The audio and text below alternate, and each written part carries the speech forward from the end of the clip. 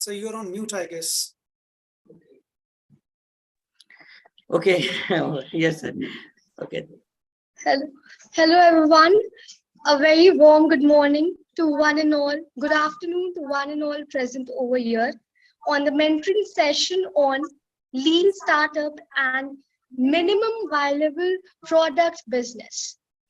Before moving forward to get to know about our speakers, let me tell you something about our Institute Innovation Council, Galgotias University.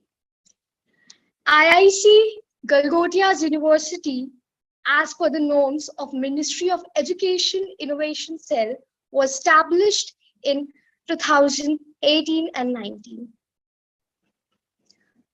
IIC Galgotias University received 4-star ranking by Ministry of Education Innovation Cell in 2020 to 2021. Galgotias University is recognized band excellent in area ranking 2021 by Ministry of Education. Galgotias University received certificate of appreciation by IPO Delhi and Ministry of Education. At present, we have around 13 IIC officers, 20 innovation ambassadors, 19 faculty innovation coordinators, 19 faculty entrepreneur coordinators. The university has set up its incubation center as Galgotias Incubation Center for Research, Innovation, Startup and Entrepreneurship, GIC RISE, in 2020. Currently, GIC RISE has 30 startups in the pre-incubation stage. Among them, 16 are registered on MSME, 8 startups are in incubation stage and are registered in private limited LLP entity. And I'm so proud to tell you that we have 8 startups that has graduated. We have around 60 plus IIC student members, 60 plus ECEL student members. We have conducted various events on various topics. We have conducted around 31 events in the academic session 2020 to 2021. We have conducted 45 sessions in the academic year 2021 to 2022. And we have also filed 960 plus patent. And we have around 100 plus alumni entrepreneurs among us. Now, moving forward to our most interesting part, our speaker. I would like to welcome Mr. Shukla, sir, CX Innovation Leader, Oracle Google Service Center. Please let me tell you something about Mr. Shukla, sir. Mr. Shukla is Innovation Leader for Customer Experience and Retail with over 19 years of rich professional experience, which includes 14 years of experience in Oracle, consulting and delivering, and innovation, and 5 years of experience in industrial process manufacturing. Expertise in customer experience, retail, and supply chain management.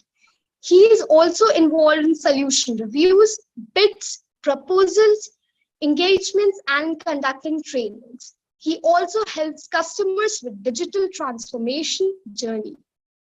He created go-to-making strategies for customers in EMEA, APCA, US, and LAD market, building innovation solutions and process automation.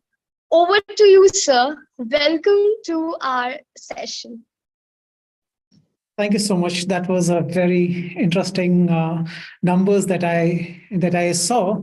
That how your entire university is taking up entrepreneurship and innovation as a key matrix and driving it. The number of patents that your university has filed is mind-boggling, and that is what basically inspires. Right. Thank you so much. And with that, let's start today's session. I'll share my screen. Let me know if you are able to see that. All right. Yes, sir. Wonderful. Okay. So very good morning and good afternoon based on your time zones, right? I'll start with a single thought. I'll start with innovation is the ability to see the change or see the change as an opportunity, not as a threat. And when you see this innovation as an opportunity, it opens a plethora of opportunities for you. Value recognizes value, and pioneers are pioneers because they see the future, the impact, and the greatness before that happens. And when I saw the details that were flashed about Galgotia, how they are doing it, they are doing amazing job. They are so inspiring, right? Now, innovation happens all around us. I mean, last week we saw INS Vikrant getting commissioned in Indian Navy, and that was a proud movement for each one of us, right? And it broke so many records of being the first. But why we are talking today about INS Vikrant here?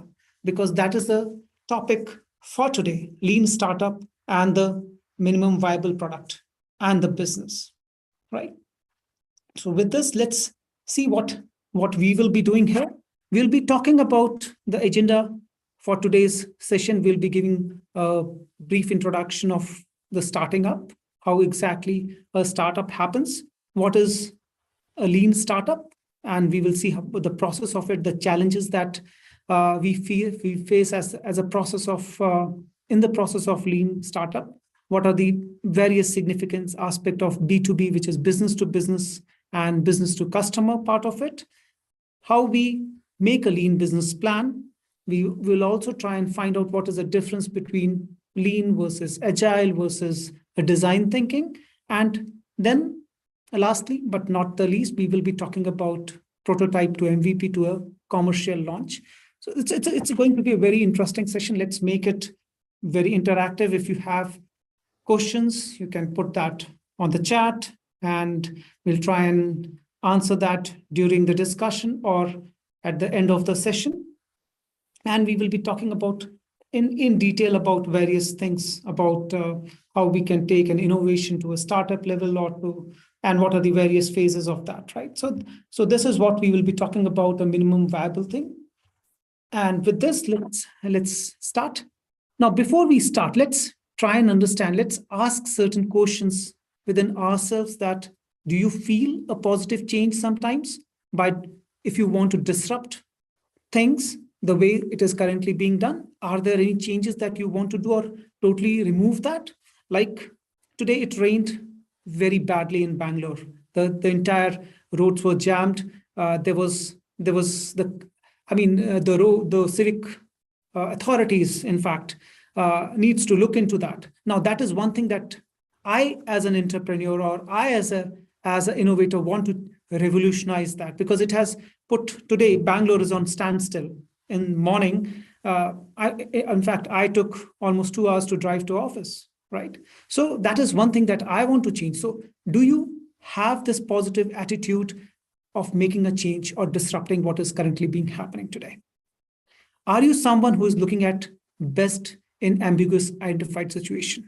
Do you find challenge in that? Do you find to change the status quo? Is it that you feel that by doing this, you are going to make a change? If that is there, what do you find most rewarding? Is it a journey, or it's just a risky promise? Now, if you give this answer as yes, then definitely you are moving towards a journey of your entrepreneurship. You are ready to take risk. You are ready to change the world for better, right? Or you are looking for making regular incremental change, which is already there, just trying to improve that.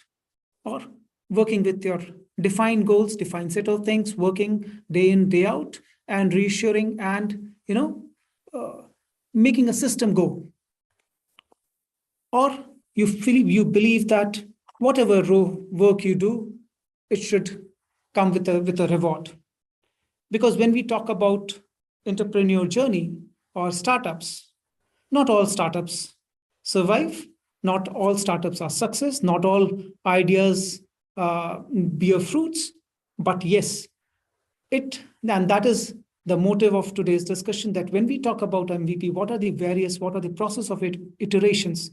We should learn from our mistakes. And the sooner we commit a mistake, the better is a chance of, rectifying that mistake and going to the market. And because when we see in today's world, things are changing, right? Things are changing very fast. Technology is evolving very fast. There are disruptions that are happening. Who would have thought that Ola, Uber, and all these will change the way we take a taxi, right? Or when we are going to a place and looking for a stay, Airbnb and basically OYO rooms will revolutionize the market. So, or your digital currency, right?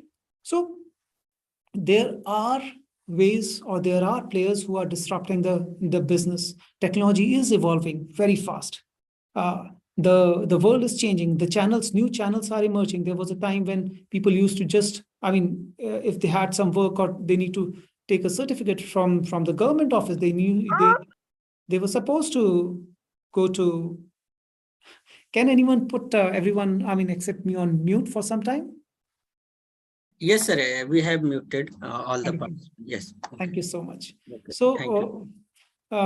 So, earlier, what used to happen was we used to go to a government office, right? There's a walk-in center or certain kind of things where we used to say, okay, fine, I need a birth certificate or something like that. Anything that we wanted, right? Nowadays, the channels are changing. Now there are portals, there are the mobile apps, there are call centers, there are CTIs. You can make you can interact with the chatbots, right? And the chatbot will respond to it. In fact, a couple of days back, when this COVID norms were relaxed, and we started going to office, the security person at my office, they stopped me because they wanted to see my vaccination certificate, that I am vaccinated for both the vaccines. So what I did was I just took out my mobile, went to WhatsApp, typed the number, and I got my vaccination certificate on my phone without any interaction. I didn't even call the call center. I didn't even open my mail. It was very quick. And that is the kind of experience that we are looking at. And that is the kind of disruption that is happening. And we have to be ready for that. Now, if this iterative process that we will be going through today takes time, what is going to happen? By the time you launch your product or you launch your service, things would have changed, right? So the sooner that you bring your product and service to the market, there is more chances of you to getting the success. And that is why we talk about MVP, and we will see what exactly that is all about, right? Now, when we talk of innovation, there can be innovation that can be a part of process, where like in during the early part of the century, when Ford started rolling their T model, Ford T, they changed the entire process. Earlier, people used to go to the vehicle, do the assembly of that thing, but things started moving. They changed the entire process. The vehicle started coming to the person. I'm not sure whether you have seen that Modern Times movie of Charlie Chaplin. You must watch it. And that was a game changer. And that is what is now being reflected in various other industries, not only automotive. It is there in McDonald's. It is there in other industries also. Or you are changing the product. Remember, you might have seen this thing, that how nylon has revolutionized the market, right? There are ropes that are made of nylon, the strength that nylon provides, the storage, the long-term shelf life of the product. So many things that this has done, and there are so many similar kind of products like Post-it. There are resins, there are automotives, aircrafts. All these products have revolutionized it. Then there are enablers also, like internet, which has enabled you. So either you can do a innovation in terms of product, or you can innovate in terms of a process, or you can be just an enabler. right? All this makes a difference, and how you are going to launch it. That is what we'll be talking about, right? Now, let's take another example. Whenever you innovate, you can innovate a product like we saw. You can innovate a product and in a specific basically positioning of it, like in an airline industry, right? There can be premium airline industry, like when Kingfisher was launched, or there can be something like Vistara or AirAsia or SpiceJet, which is in the budget airlines, and then there are no-frill airlines also, right? Or let's take a very interesting example that we all will be noticing in current situation during COVID. Suddenly, players like Big Basket and all that, which basically delivers the grocery to your home, right? And in fact, those were the saviors during that period, and you used to book the delivery, and used to get it later in the evening or next day. But things started changing because e-delivery business was going through a huge transformation. There were a lot of players that were coming in. Now, the next day delivery became same day delivery. The same day delivery became 30 minutes delivery. And now there is a competition that is going on between 10 to 15 minutes of delivery. So in fact, morning, my wife was saying that, shall I make you a tea? I said, there's no milk. She opened Zepto, and by the time I made the payment and came to my drawing room, I came to my living room, the bell rang and the person delivered the milk, right? So this is a space, this is a position where competition is happening. Product is the same, right? Delivery, but positioning is different. So that is what is happening. Now, when we talk about product, there can be a lot many things that happen as part of it, right? Whether it's type of technology newness or the impact to the market that your product is going to make. You are creating a product which is going to disrupt the market. And we talked about cryptocurrencies, right? It's a new technology or a new business model that disrupts the existing market. We have seen that in case of Ola, Uber, Oyo Rooms, right? Or Grab taxis that is there in the eastern part of the world, right? There are so many things that are, or Airbnb, right? Or I remember you might be also seeing that people started using Booking.com for making hotel bookings, right? And they can compare various hotel prices. So all these are very disruptive in nature. And when a new technology and product are created to serve an existing market, this type of innovation is enabled by new technology that provides more efficient, accessible alternative to what is already existing in the market, right? Business apply disruptive innovation to serve evolving needs of customer base or consumer base, creating entirely new value stream and service offerings that never existed before. And that is what is disruptive thing. Or you are changing a significant improvement on the product that aims to sustain the position in an existing market, right? These kind of architectural changes that you do. Similarly, incremental changes. Let's take an example of Procter & Gamble or Reckitt and Beckinsale or Hindustan Unilever. They keep on, or let's say Pepsi or Coca-Cola, right? They keep on adding incremental changes to it.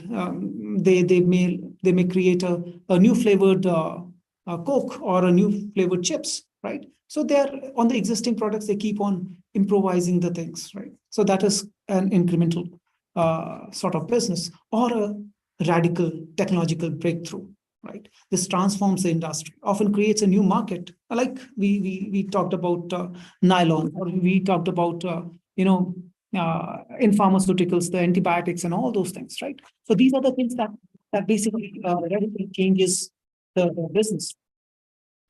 Now let's see a few definitions.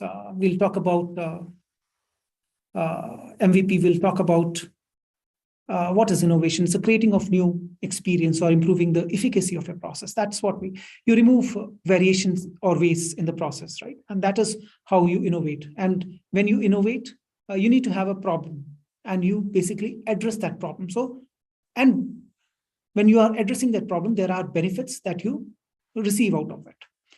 Similarly, and when you have a behavioral act to risk or connect capital to labor, you use technology, that becomes entrepreneurship. And entrepreneurship, once an entrepreneur, is an entrepreneur for the life. It is not that you are entrepreneur today, tomorrow you'll not be. It becomes in your blood, right? And that's why we have seen an entrepreneur who has started a business, they generally become a serial entrepreneur. So one after the other, they keep on innovating or setting up new business, right? Now let's talk about MVP, right? Now MVP is basically when we say MVP, it's a abbreviation of minimum viable product, and it refers to the initial stage of creating the first workable or which can be scaled version of your new business concept, new business idea. It's a concept that basically it came from the book The Lean Startup, which was by Eric. And the basic principle is relatively simple. The minimum viable product is a product with enough features to attract early adopters, right? So let's say, in fact, in our last session, we talked about MyGate, which is basically a security solution for apartments. In fact, my apartment also uses that. When it was launched in Bangalore, right? It basically helped us in approving certain things. So if a delivery guy is coming, you can approve that. Or if your car is going out from the premise, you will get a notification that your car is going out, or your car enters to that. Or there are a couple of other things that you want to do. So it was launched with a bare minimum kind of features. And over a period of time, as the company grew, they kept on enhancing the features.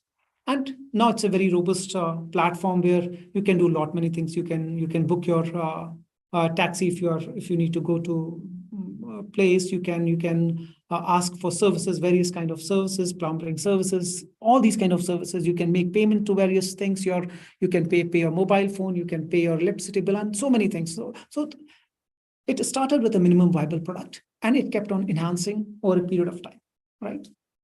As the company started getting mature, the product started getting stable. So it all starts with a product which has enough features to attract early adopters and validate the product idea in the product development cycle.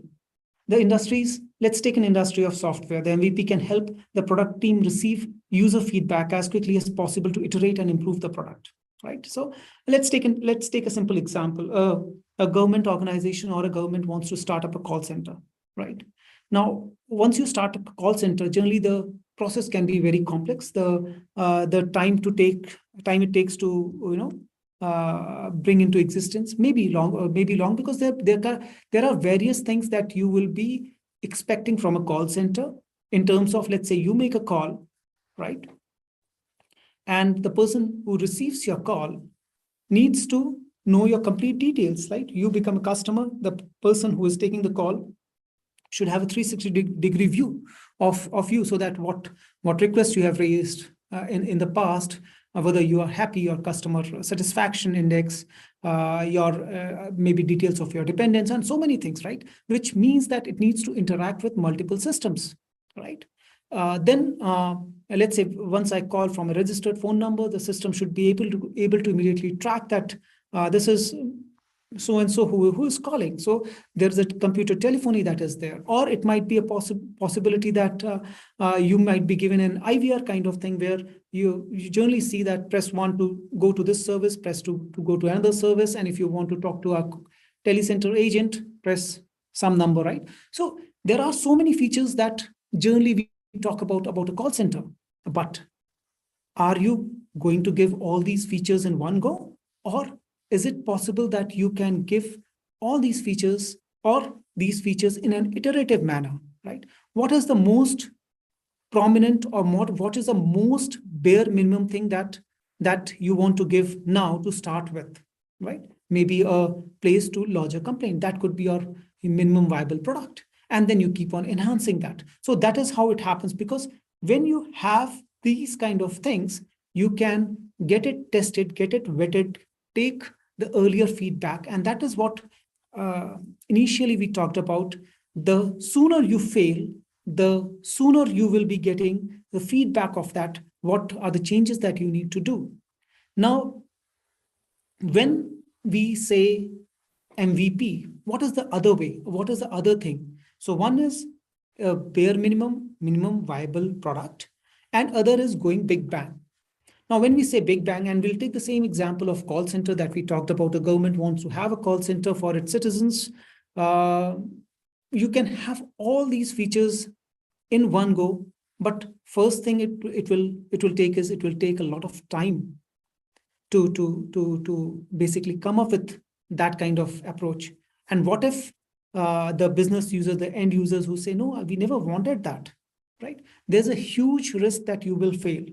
Whereas when you start with a bare minimum thing, very basic thing, maybe a place where you can just make a call and just record your grievance that you are not satisfied with the service. Can you please do something? And the person records that, and gradually you improve. So the way in which you will be evolving, if you have a bare minimum or a minimum viable product, the success rate is huge because there is an iterative feedback process that keeps on happening. And as we progress, we will see that. All right. Now, what is the process of how this lean startup process happens? It all starts with a thought process. And that thought process could be how I want to change the world. Like today, when I was driving to my place, I was thinking, can I do something about the problem of rain? I mean, there's no proper drainage. Is there something that we can do as part of that? Right? Now, that one thought is triggering a number of thoughts. And when people or similar like-minded people come together, they put their resources together and think in giving a solution to that. That is the first step. And then they start gathering the data around. How can this process be solved? How can this problem be solved? Like in Bangalore, it is known as City of Lakes, right? There are so many lakes. In fact, around my home itself, there are 3-4 lakes, right? And because of the construction, there are a lot of construction that is happening. Some lakes are getting, they are dying. They are in process of rejuvenating their lakes. So what if we put this water into the lake? Is there any mechanism that can be built, right? But the thing is, whenever we talk about a business, there has to be a profit motive to it, right? It has to be sustainable. And that's what we need to understand, how that can be happen. It can be, you can start up a waste management organization, waste management company, and that can be a profit motive to it, right? In fact, I'll give you an example. The place from where I come from, there's a lot, generally they have a lot of flowers, right? And all these flowers are offered either to, during puja or processions, they put that into the temple and that goes as a waste. Now they have started processing that flower and making incandescent sticks from that. Or there are various other things that they are processing. So that there has to be a profit motive to your thing, right? And once you have thought about a problem, you have started working to it, you need to socialize. And how to socialize? You need to interact with people whom you trust. And when all these people whom you trust, they come together, they get aligned onto the vision, or they get onboarded as co-founders, and they start analyzing the data. They start seeing how viable this product is. If we do that, let's take to the market. They create plans around that, and that is the second stage of that. Once that is done, it goes to the prototype stage, where they build models, they demonstrate it, they check the viability. Now, I'll give you a very interesting example. When Flipkart started its business, they started with books, right? They started with just books. So what used to happen was a person who is interested in getting the book, they used to go to the platform, order the book. And what these guys used to do was, the founders, so like in earlier session, they wear multiple hats, right? in the initial stage of your enterprise, you don't have that many resources. A person who is doing the sales will also be doing the HR. They might be doing the marketing. They might be doing many things, right? So they used to go to nearby bookstore, procure the book, and deliver it. They used to also do the delivery. So they used to do the buying process, procurement. They used to do the packaging. They used to do the delivery. They used to take the orders. All these kind of things they used to do, and that's how they prototyped their process, their product. They tested that in the market, whether that is going to survive or not. And they started with just one product, and that was box, right? And now rest is the history. So it all starts with that kind of thing. And once that is done, you launch it to the market, you take it to the customer, you take the feedback. What are the various ways in which you can enhance the process? What are the various ways you can enhance the service, enhance the product, enhance the, so that, and then your expansion happens. So this is, okay. Now let's talk about the lean methodology. Whenever we talk about lean methodology, it is basically has got 3 stages. It has got 3 steps. First is there should be a problem. And that problem could be the basis of, your thought process. So once you have identified that problem, you start thinking, building over that. And once you say how this problem can be resolved, there can be various solutions that will come. You need to narrow down to the solution. What could be the solution that you will provide to the customer?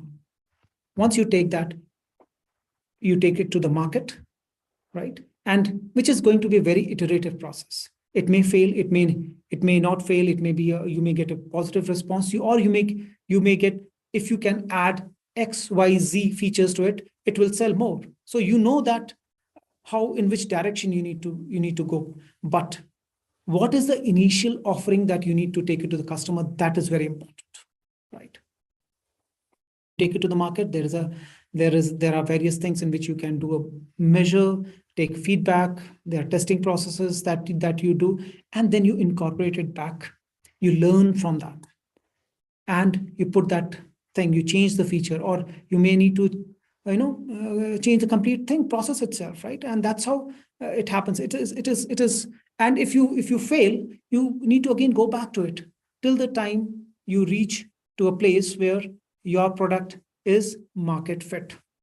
The product that you are thinking is ready for the market, and then you launch that product. Till then, the iterative process keeps on happening, right? Now, let's see how you build a lean plan, right? So the first and the foremost thing is you need to focus on what is basically minimum product market fit, right? Till the time it is there, you need not focus on the revenue and profitability in the initial stage.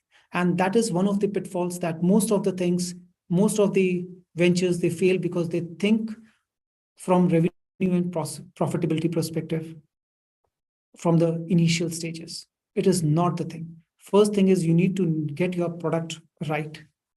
You don't have to think on how much revenue it is going to generate, right? And that is very critical. Also, you need to think generally when we talk about lean plan, right? You don't plan for 5 years or 3 years or even 1 year. You basically live from quarter to quarter, right? What are you going to do next month? What are you going to do next month? How you are going to plan, and that is what is a lean plan.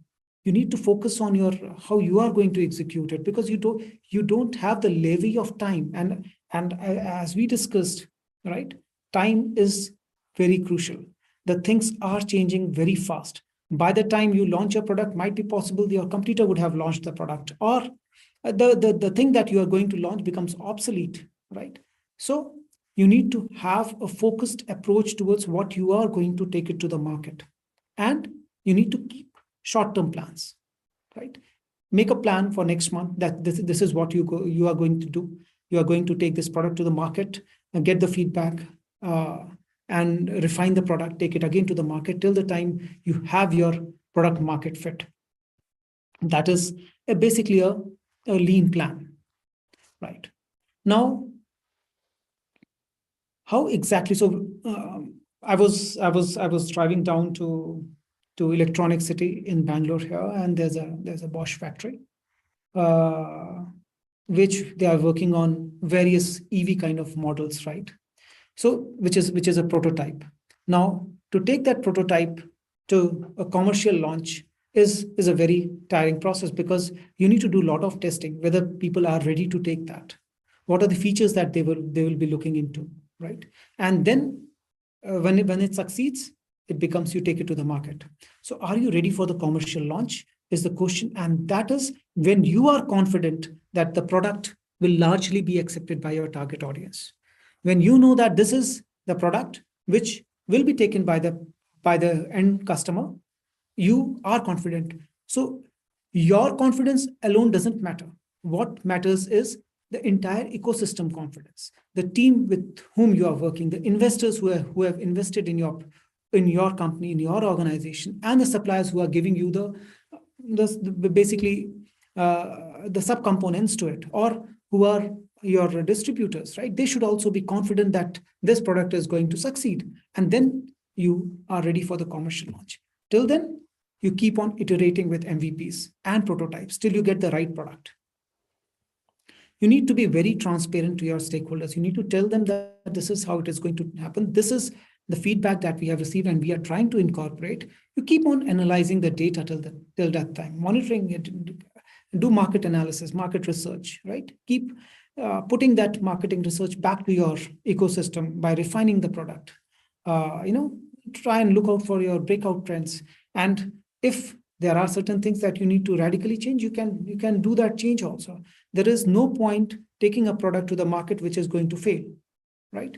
Keep on keep the iterative process on, keep refining your product, and then take it, right? Now, what are the challenges that we generally see as part of startups?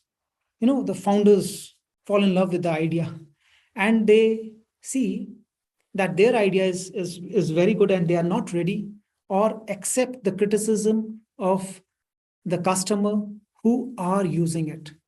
Remember, focus on how the end customer perceives the impact of your innovation or your product, than how you, who are the investors or who are the innovators, perceive it.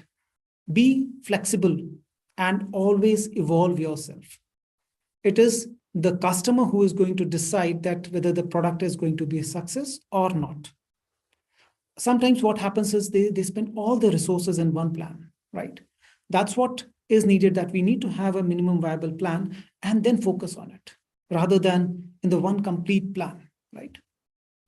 And they basically either they negate the feedback that customer is giving, or they don't even go to the market to take the feedback, how customer are going to take it. Remember when Dove launched their shampoo, they used to test it in the market. They used to go and deliver free sachets of shampoo to in the colleges, in the malls and various places. Even sometimes you used to get sachets for testing during in your daily newspaper, right? So with your daily newspaper, that's how they do the testing. That's how they take the feedback, and that's how the entire process happens. So once you take your feedback of your customer seriously, things are going to change in a very positive way. Now, with this, we will talk about how this process of MVP, we'll talk about certain strategies. Now, what is MVP? MVP is minimum. Now, what is that minimum? Without that, the product is not going to fly, right? If you want to start an automobile company for the first time, though there are a lot of competitors, so naturally the effectiveness or the requirement from the market is huge. But what is the bare minimum thing that you want to start with? It has to be viable, and it has to be a product or a service. And that is basically in the entire game of process, which is starting from the concept stage when you think of a process, to the early stage when you have founded your foundation team, you had a vision, you have done the market analysis, your product idea, mission is done, you have reached the earlier stage, you have created your thing, then you come to the MVP, and then you take it to the market, and which is followed by a growth strategy. So let's say you want to launch an electric vehicle in the market, you will not load it with all the features which are not even necessary, right? You will have a bare minimum feature that based on your vision that my EV should be able to travel 500 kilometers in one charge. That could be one very basic statement, right? And then you work on it. Then providing a sunroof, different kind of things that can be added as we progress, right? And that's how you take it to the market. You expand your product, and then your product becomes mature, and your company becomes start flying. Now, how to build a minimum viable product? So the first talks about when you take it to the market, it has to have a meaning, right? If you see the first one, it doesn't have any meaning. It is nobody will even understand what your product is all about. What are your product plans for future expansion? Nobody is going to invest in that. So if you are saying that I want to have a vehicle which will be taking me from place A to place B, there are various bits and pieces you can enhance your feature.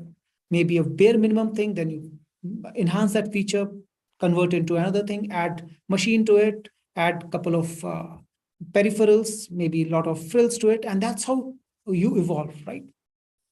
So you need to have a feature list, and that feature list is basically you need to tell that this is going to be my future roadmap of the product or the service.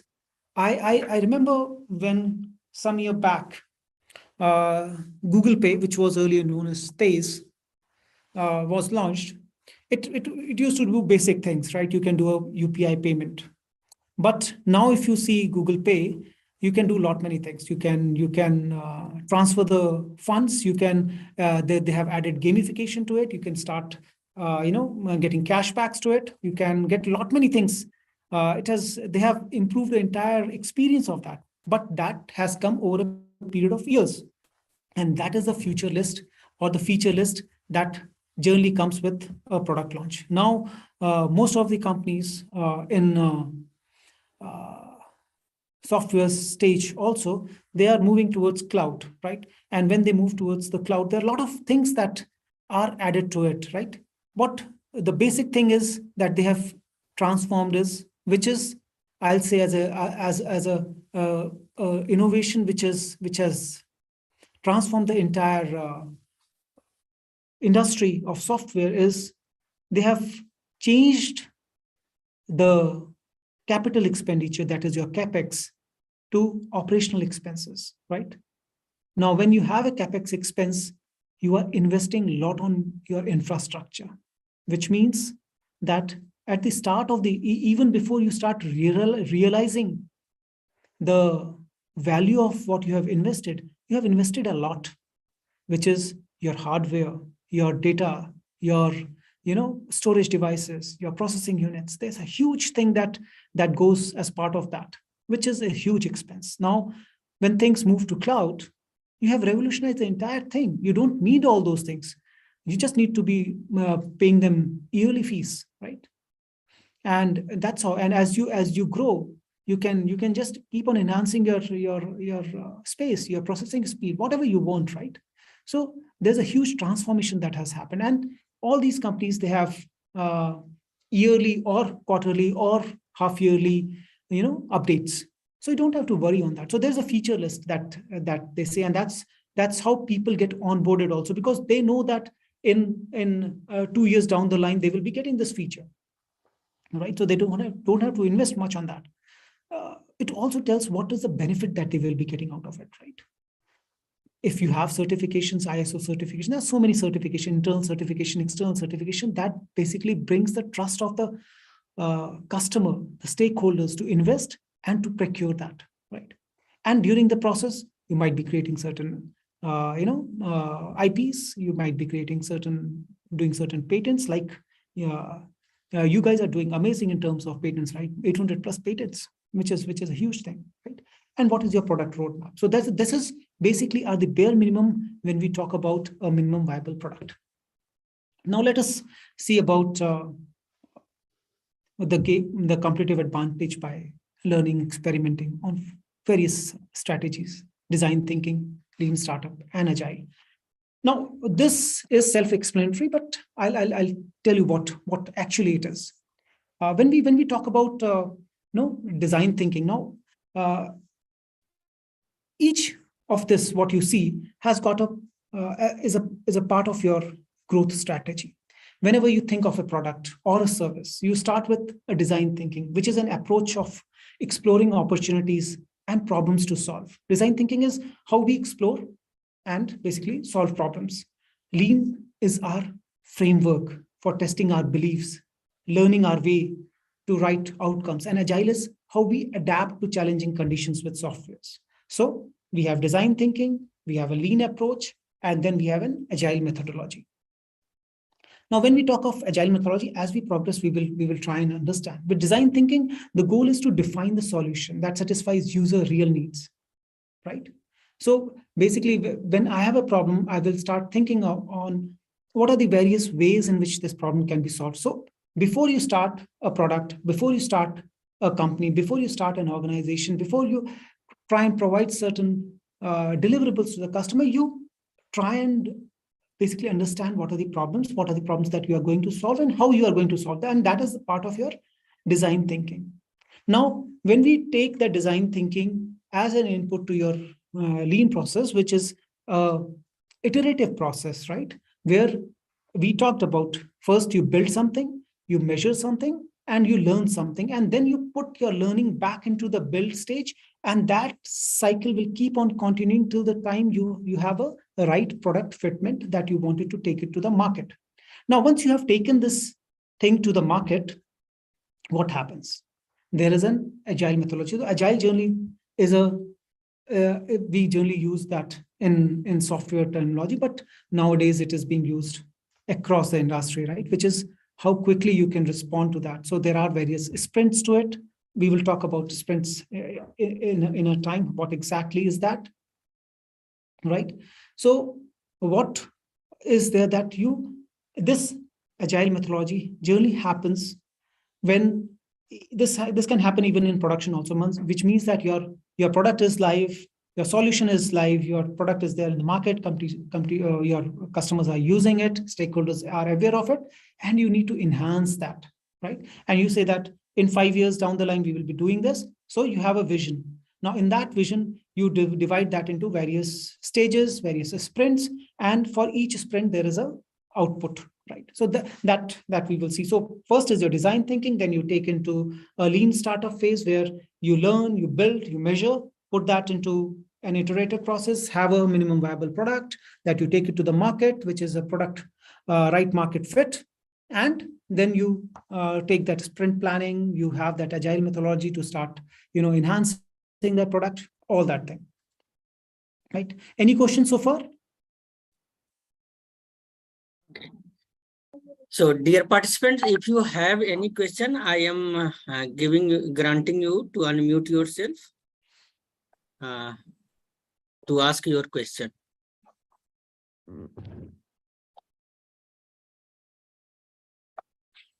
All right. In that case, we'll go ahead. I'll take this as a no. Not sure if there are questions coming up in the chat. If you have any question, then you can put in chat box also.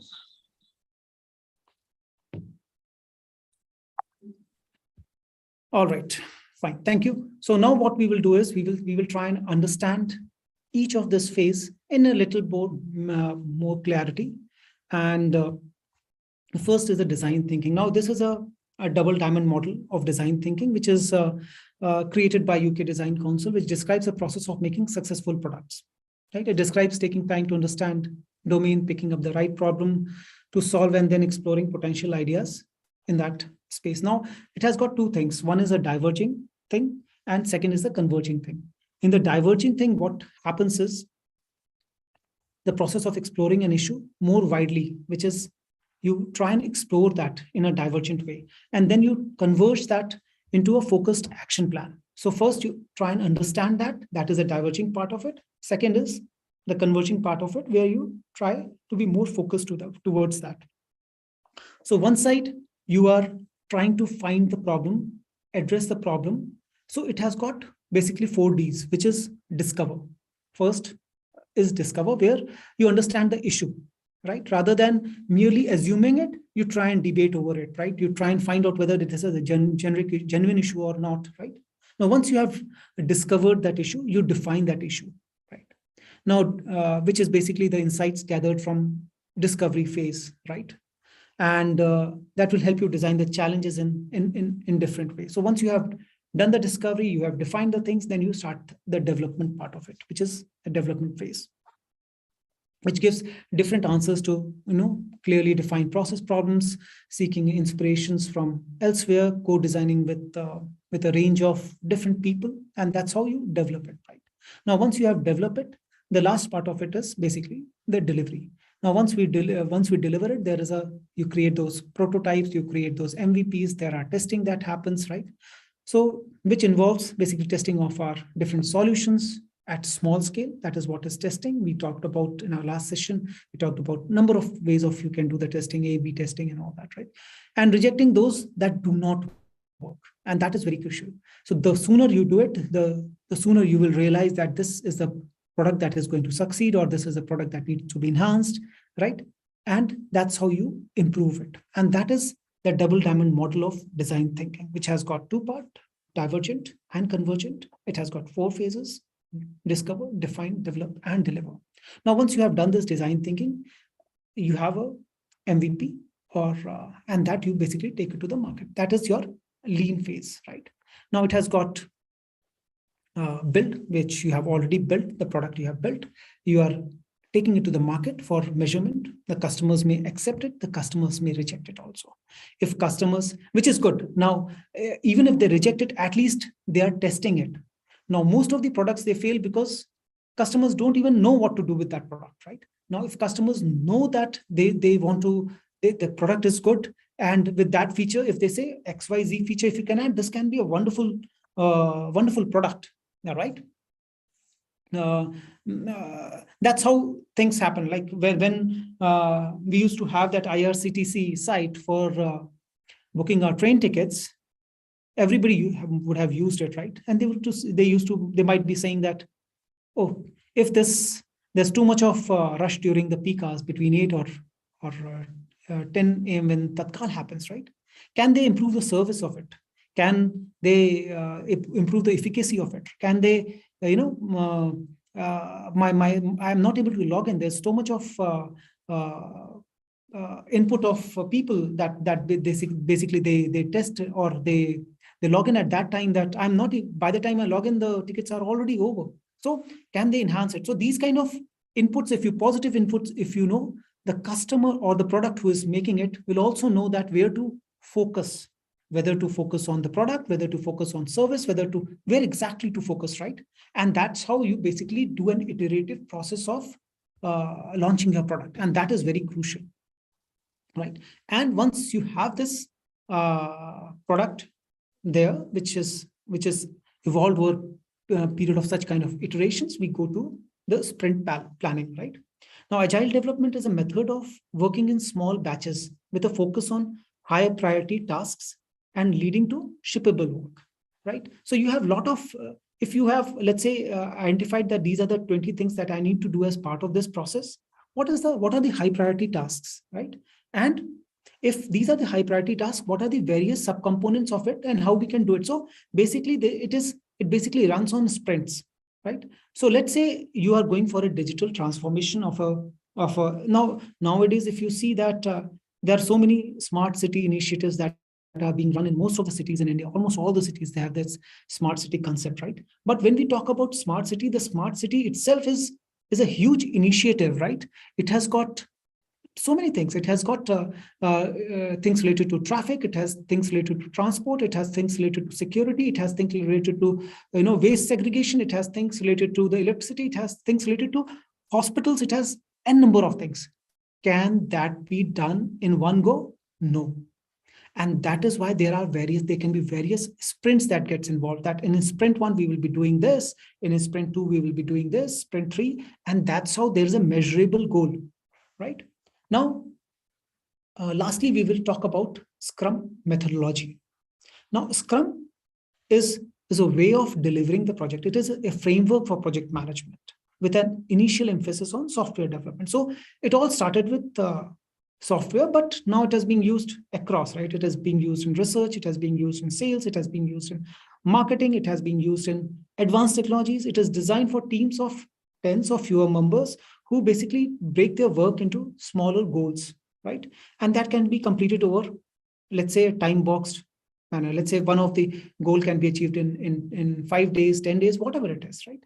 And then there is a daily scrum that happens, in which basically scrum is a standing, meeting that happens. So person who is running the scrum will know that where exactly it is. So there are regular daily meetings that happen. So you have a bigger sprint, and in that there are daily scrums, daily checks that happens, that okay, this is my product, whether I have achieved it, whether the goal is there. Then if the goal is achieved, I can take the next goal, and that's how happening. If there are any backlogs, what needs to be done with the backlog, what are the various planning that we need to do, how we will be doing the designing, how we'll be doing the product backlog, what will be the scope, this scope will be delivered in how much time. If that is a big scope, can be divided into various small goals, and then measuring of that goal over a period of time. And that is what is the complete sprint retrospective, which enables the team to reflect and improve on daily basis, right? So that is a Scrum methodology, which is a framework for project management. So once you have done a design thinking, you have thought of a problem, right? Now, once you have thought of a problem, you have come up with through your lean initiative or your lean thing, you have come up with a minimum viable product or a prototype that you have taken to the market. Now, once you are there, you need to start working on it. And as a part of your process, when the product is there in this, you use certain methods. One such methodology is your Scrum methodology to, take it to the market, to a bigger audience once your MVP is tested and proved. Now, once your test market gives you a positive response, you come back, and in a bigger scale, you need to do it. And that's how this entire project management needs to be in place, so that your product, which you have thought initially, is taken to a bigger, wider customer base. Now, before I end, I would just like to say one thing: focus on how the end customer perceives the product of your innovation, rather than how you think, right, as an innovator. So it's always the customer centricity that matters. It is always that you need to put your feet in customer's shoes to understand whether your product is going to succeed. If the product or the service, right, it can be anything, right, whether that is going to succeed in the market or not. And with this, I'll say that session is okay. Now we are open to questions. Okay. Thank you. Thank you so much, sir, for the informative talk. Dear participant, if you have any query, you can ask, or you can put your question in chat box. So Pramesh was asking, what is this about? What is this? You guys. All right. If you have any question.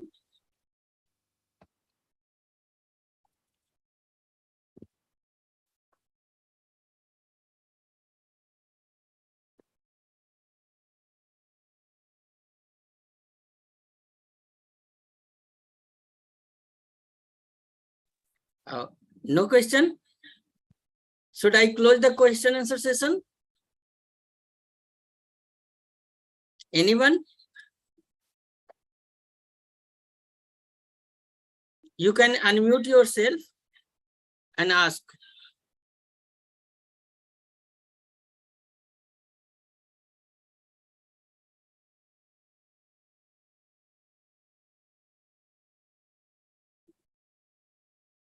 Okay, one question. How to test the market with the initial, Vishal.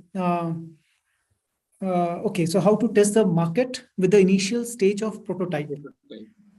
Okay, so now this is a very, very interesting question, Vishal. So what happens is, when you have thought of a product that you are going to take it to the market, you would have set certain matrices, right?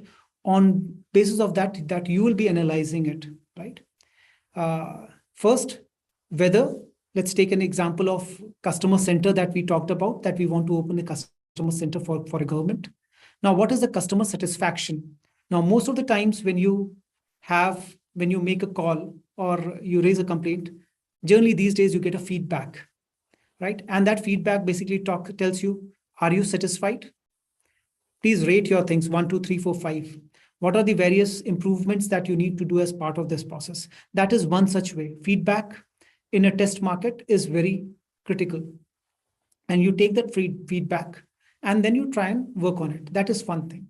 Second thing is basically as a demo, like we talked about, if you are launching a new product or you are launching a new service, right? Like in my apartment, when Zepto started a new product, started its operation with delivery within 15 minutes, right?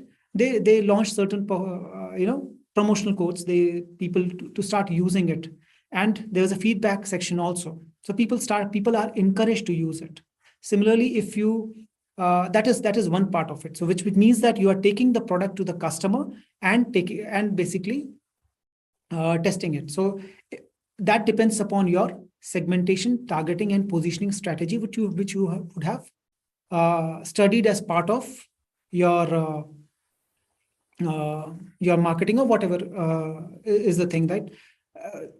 The product where you are going to take it, the segmentation, right, which is your STP process, and then you test in that contained market, so that if it is a failure, it is contained in that and it is not going to impact your entire business, right? So that is one thing. That is from the customer point of view. Second is from the internal point of view. Let's say you are building an automobile, right? And you will take the same example that as an EV, you are thinking that this product should be basically should take you to 500 kilometers, right? In one charge. Are you doing internal testing? And that too over a period of years. Generally, these kind of products that you launch generally take some time, because what if your battery is the condition deteriorates over a period of time, right? So there is an internal testing, there is an external testing based on the kind of product that you choose. There can be product that you can immediately take to the market. There can be product which takes certain time in testing. Like when I was part of automobile segment, when I was part of automobile industry, and there was, in fact, there's a place, Greater Noida, your industry is there. So there was Honda CL car factory there.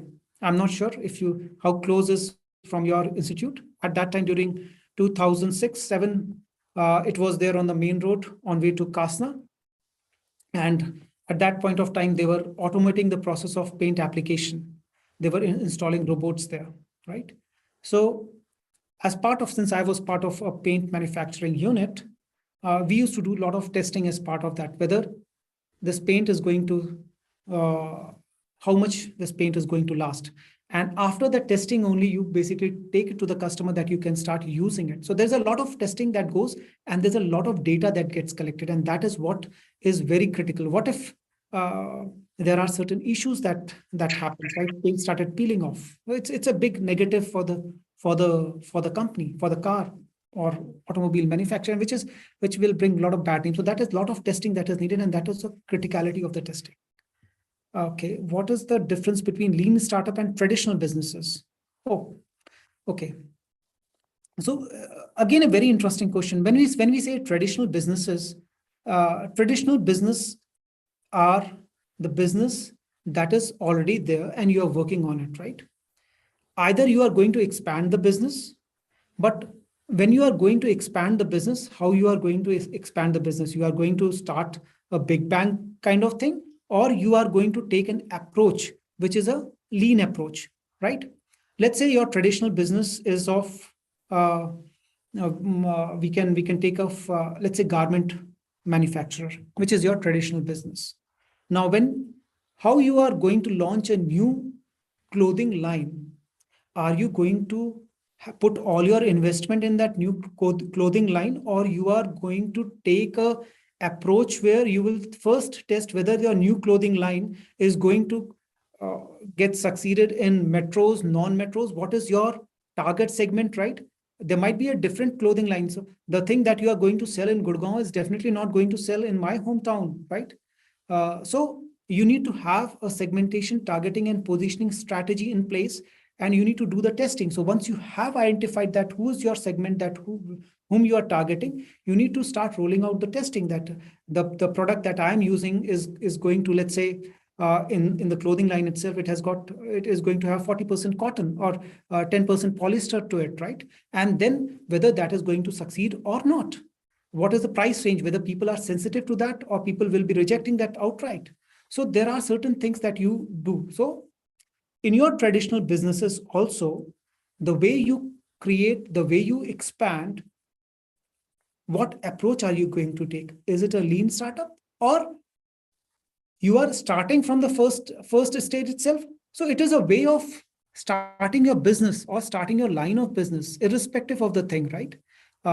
You will not go a big bang approach. In fact, if you take companies like Yamaha or Kawasaki, when they entered into the India to mitigate the risk, they had the joint ventures, right? You don't go and set up your entire setup, new setup, right? Like when Suzuki came, they collaborated with Maruti. When Honda came, they collaborated with Hero. When Renault came, they collaborated with Mahindra, because there is a huge risk that when you enter into a new market, you basically try and have a collaboration with somebody who knows the market to reduce your risk. And there are various ways in which you reduce the risk. You can take a franchisee model, you can take a JV model, you can take technology transfers. There are so many things that you do, and that to take a risk. And once you know the market, once you know your customer, once you know the product, now you see Renault is there an independent player. Now you see Honda is there an independent player. Now you see all these companies which basically started initially as JVs, they have their own setups. And that is how they do it. There is a way they reduce the risk, and lean startup is one such way of reducing the risk. And that's how it does. Hope that answers your question.